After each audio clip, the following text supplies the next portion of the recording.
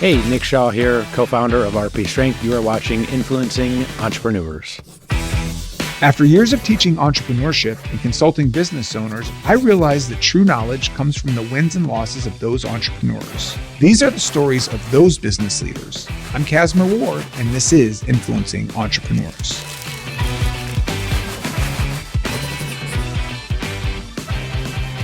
Today, I'm here with Nick Shaw of RP Strength, who is a University of Michigan alumni and lifelong fan. And you started your journey after graduating with weightlifting and physical training and turned it into an app that I almost want to say is somewhat of a phenomenon on the internet. But where do you go from your graduation at University of Michigan to fitness? I was always really big into fitness growing up, playing sports, sort of was called a gym rat, like early on by my whatever high school coaches and everything, because I just kind of loved it. I knew that I wanted to do something sports or fitness related. And so I actually went in, sport management was what I ended up graduating with. But about halfway through is when I met this gentleman at the gym, the student weight room. And, most of the time you don't see people doing serious lifting in a college gym like that. But it was this guy, and he was squatting, really heavy weight all the way down. And I'm chatting with him. Lo and behold, long story short, it was, Dr. Mike, who I co-founded RP with. And he convinced me to get into powerlifting. And I had this sort of gap where I loved competing in sports in high school, but then I didn't compete for anything for a couple years in college. And all these sports, they were not weightlifting related. No, it was running, actually, funny enough, yeah. But I just knew that I loved fitness, and then he convinced me to do that, and I sort of, kind of like day one, once I started lifting with him, knew that I wanted to, rather than just sports, I wanted to do something fitness related. I didn't quite know what, but that was kind of the beginning of my career and path shifting from just sports into more fitness. Was a lot of it driven by the competition of lifting, like internally, or like I would like bodybuilding more for the vanity part? Like I want to look like a Marvel superhero. Was that just the byproduct of it? A little bit, yeah. But also, again, it's just that drive of you can always get better. There's always something you can do. And what's really cool is I think that sort of helps set the foundation for me is like when you get into business, you can kind of apply that same mindset. There's sort of always something you can do to get better. But I also loved, for lack of better terms, just doing hard stuff. Being a runner growing up, like runners are kind of crazy, endurance athletes. And so I knew that I had that aspect in me. And then bodybuilding is also pretty crazy because you push yourself to such extremes that there's a little bit of, I kind of like doing this just because most people can't. Like there's a little bit of that in there. And you sort of combine all those together and you just get kind of a meathead, I guess. Eventually, after a couple of years of doing that, I started to realize that I don't want to do this the rest of my life because it's really hard. And I was traveling all over New York City. Get on the subway, go all the way downtown, walk 5 or 6 blocks to get to where I was training this person, to come all the way back, get on the subway to come back uptown. It's just like, man, I can't keep doing this forever because it's just really, really hard. So when do you kind of tap out? Yeah, this would have been probably around 2010, 2011. So I graduated from Michigan in 2009, did the personal trainer thing for a couple of years. And then Mike actually left after 1 year to go back to East Tennessee State to get his PhD. And he started coaching people online. And I was training people in person. We kept sort of referring people back and forth. And then just one day we're like, why don't we just start a little business together? So then it's not as weird as like, hey, why don't you go work with my friend? It's like, hey, now why don't you go work with my colleague? And so that was kind of the beginning of the shift where like a light bulb started to go off as, I wonder if I can do more online stuff and not have to do as much in person because that seems a little bit more scalable. And then kind of slowly started doing a little bit of that. It's one of those things where it's 100% in person, 0% online. Maybe the first year it's like 95-5. But then over the years, it started to shift where it was like, well, 80-20, 70-30, 50-50. And then got to the point where, this online thing can actually be more lucrative. And for me, I was like, I can sit at home in my apartment and work with 5 or 10 people, let's say, online. Man, that's a lot better than not running across the cities. Exactly. And so that's when it got to 50-50. And I said, well, I wonder if I lean more into this online thing. And then it sort of became the inverse where it was like, well, then it's 60-40 online to in person. My wife and I left New York in 2015. The last year or two, it was one of those things where I was doing mostly online, but I could sort of hand select a few people in person that I enjoyed working with. And that was really cool because I still like doing it in person, but it's nice when you can be selective about who you want to work with.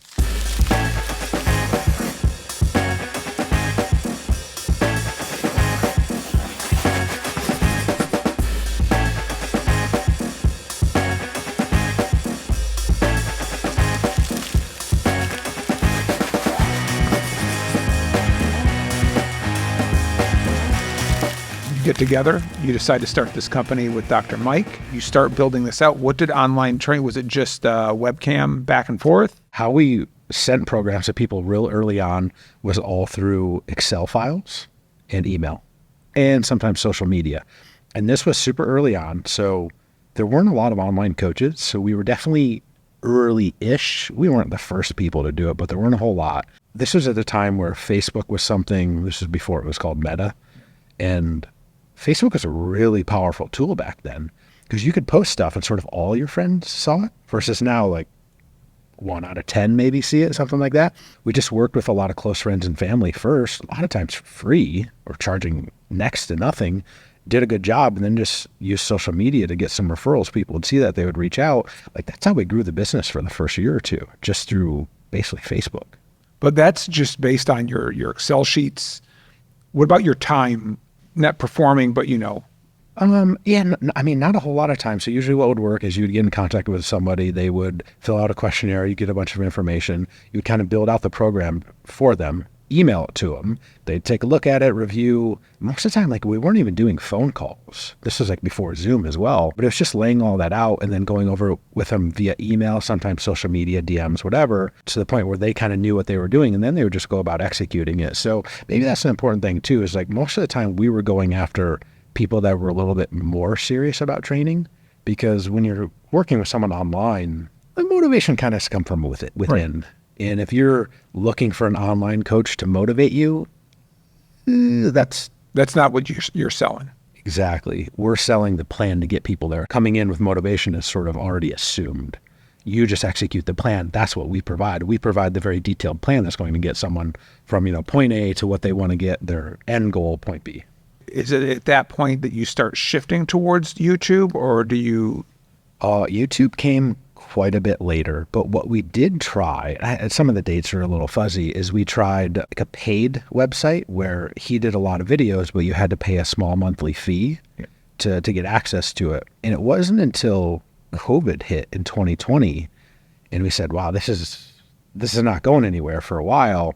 The paid membership site wasn't doing as well as we kind of thought. So we said, you know what, why don't we just take all of this content and let's just start putting it out on YouTube. Let's just make it free. Because generally speaking, we had never had an issue with giving people information and it being a negative for us. It was almost always a net positive. And so that was really the beginning. And we had synced up with our video guy, who is now, Scott, the video guy, if anyone watches the YouTube. And Mike and him sat down and created a strategy. They said, all right, well, if we're going to do this, we have to have a ton of content ahead of time because we have to be really, really consistent with it. And I don't remember what the posting schedule was back then, but we had like maybe 30, 40K subscribers, something like that, because we just didn't put a lot of time into it. But even that, like getting from 0 to 30K is a whole lot.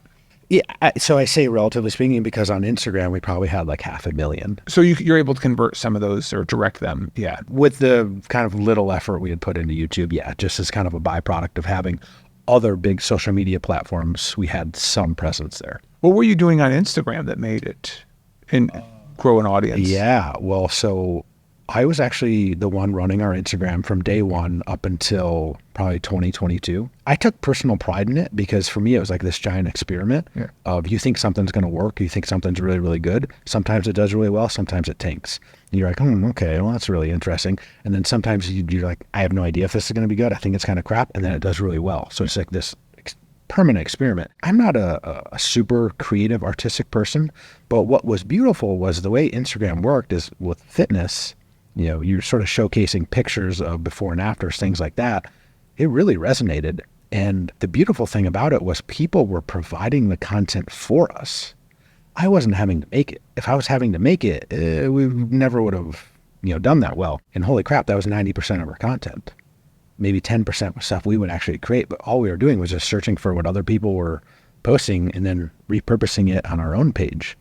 And, that took us from 0 up to, I don't know, over 500K. That was really what we did for something like 7 years. So we're talking about you building your audience. TikTok, Instagram, everyone's like, oh, build an audience, and that's how you get famous. Famous doesn't mean dollars. So how do you start capitalizing on this so you can generate revenue? Yeah. So this goes back to, we started coaching people online. It kind of quickly outgrew just Mike and I, but Mike was in a PhD program at ETSU. And so what's in a sport physiology PhD program? Well, other people that are very serious about fitness and sports and take it seriously and kind of want to use evidence-based to get people better results. So we started recruiting some of these folks to become other coaches because we knew it couldn't just be him and I. So we all of a sudden got in a couple other people, and before we knew it, we had 5 or 10 other coaches. But again, it's still hard to scale coaching. This is in October of 2014. We came out with the Renaissance Diet 1.0. This is just an ebook. We didn't even sell it on our own website. We sold it through a friend's website. I just remember in the first few days, it sold like 1,000 copies. I go, oh, light bulb goes off. And it's just all leveraged through your social media? Yep, and through Juggernaut Training Systems, which was run by a friend, Chad Wesley Smith. He had a much bigger audience than we did because we were still kind of fairly new. And he gave us kind of a lot of credibility because his platform, his Juggernaut Training Systems, was very popular at the time. So being on there was able to get us kind of the foot in the door. I just remember we sold like 1,000 copies in a few days, and I go, digital products. This is how we scale things. And then it led to a conversation between Mike and myself. How do you take one-on-one coaching and how do you scale it to a lot more people? And he's like, oh, I think I got some ideas. And he created this Excel template that had pre-built faces in it. And we launched those in February of 2015. People that first bought them started using them and then posting their results online. And then people are like, how did you get that? Like, there's your before and after. You went from fairly lean to like jacked. Yeah. They're like, what happened? Oh, well, I use these RP Strength diet templates. And so it was all organic. And then that led to like the first kind of hockey stick growth, whereas people were then buying them because if you were going to go pay for a one-on-one coach back then, this is 2014, you're still paying a couple $100 a month. Yeah. But why not pay $100 to get this one-time purchase digital file that's going to lay out everything for, I don't know, 3 to 6 months? A lot of people started buying that. And that really kind of was that first cool moment where I was like, oh, okay, this is pretty interesting. A good sign for us that the digital products and doing this through social media is kind of the way to go.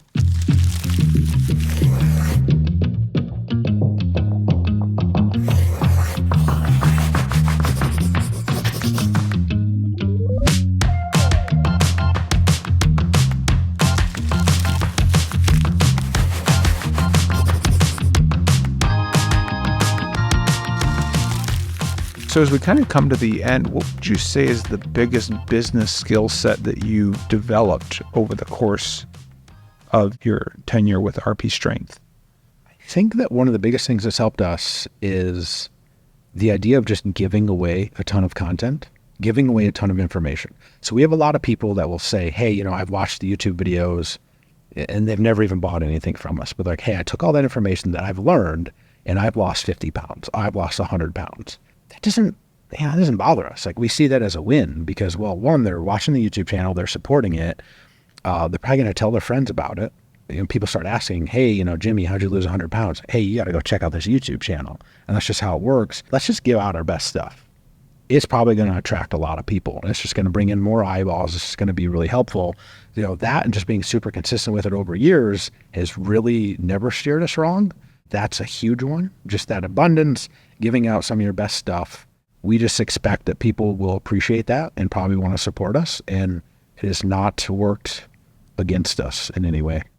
So closing out, people's health, people's fitness, lots of stories of the befores and after. Do you have one that just is the one that you carry around with you that like, this is why we do this? Yeah. Trevor Fulbright, he works for our company now. Through Juggernaut Training Systems, probably about a decade ago, came to find RP and Dr. Mike, and it really kind of clicked with him. And at one point, I think he was like 350 pounds. He's gotten down to like under 200. I think he weighs probably about 220 right now. He's bigger than I am now, but he's just completely changed his entire life. And he's someone that we brought on to help just kind of part-time. Now he works full-time for us. He actually writes most of our emails, because what we learned was being a copywriter for you, it's really hard if you don't understand a lot of what we're doing. Well, you take someone that's been digesting all of our information for a decade, and he knows the content literally better than I do. He's now sort of taking what Dr. Mike says and Saying it better. Yeah, saying it better, like saying it in a way that like, he knows it, but he lives, eats, breathes, sleeps, all this stuff. How cool is that you took someone that was probably not very healthy a decade ago, completely changed his life, and now he works for our company and is now taking that same information that transformed his life and is providing it to all of these customers or potential customers. Who could say it better than him? No one. Excellent. I can't think of a better message to end on. Nick, I really appreciate you stopping by and appreciate the conversation. Yeah, thanks for having me on. Thanks for watching. To watch more episodes of Influencing Entrepreneurs, be sure to subscribe on YouTube at Nexagy Education.